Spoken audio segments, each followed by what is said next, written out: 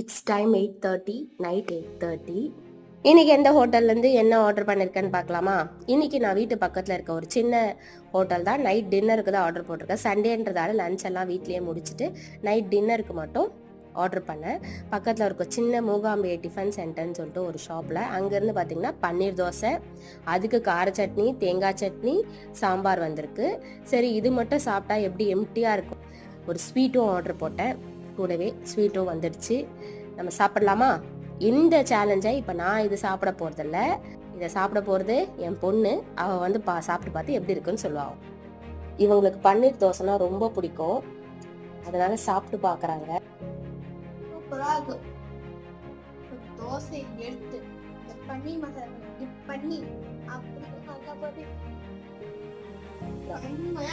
இது வரை எதுவுமே நான் Day 2 சேலஞ்ச் முடிஞ்சது. யாருக்கெல்லாம் பன்னீர் தோசை பிடிக்கும்னு கமெண்ட் பண்ணுங்க.